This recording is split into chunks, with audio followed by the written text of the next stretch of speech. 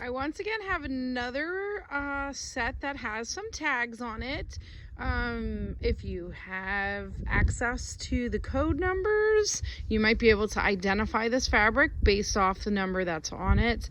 The book that I have, of course, doesn't reference numbers, so there's no cross-reference for me. However, could you call the company and get it? Perhaps. I don't know. I've never reached out to them. But here are these two pieces.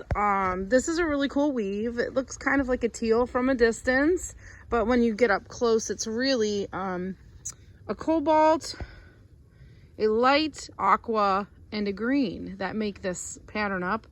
Really cool pattern. Almost looks reversible. However, there is some writing on the back side of this piece, so you can tell with the standard yellow fabric markers that they use. So this is definitely meant to be the front. There's definitely some like weird little inconsistencies in the pattern. It's the way it was woven. The second piece here has way more inconsistencies with that. And for a second I thought, well, maybe it's not the same weave, but it totally is the same. It just looks a lot different. And, you know, could it be a factory second? Of course it could be. We're dealing with employees here. They have access to free stuff. They have access to cheap stuff. It could be scraps. It could be something they cut off because it wasn't meeting their quality standards. We don't know all those stories, but they're definitely there. So don't discount them. Anytime you get something from an employee,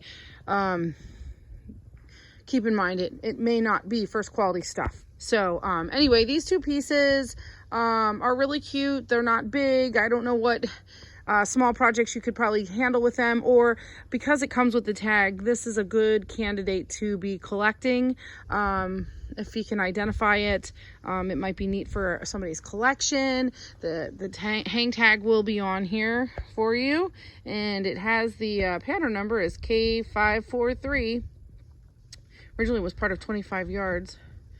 And the cutting records on the back. Every time they cut, they would keep a record, kind of like a librarian, I guess. And anyway, that's a really cool little piece of ephemera to go along with it. Really cool pattern. Definitely worth collecting or using on a very small project. You know, we all have little projects that pop up. Little benches, stools, maybe one single chair you have to do. This would be a good one for that. It's a thinner weave. It's not as thick as some of these upholstery fabrics. It's actually, but it's very heavy duty. It's very strongly woven. This would definitely sew in a home machine. No questions asked. Anyway, so that's that.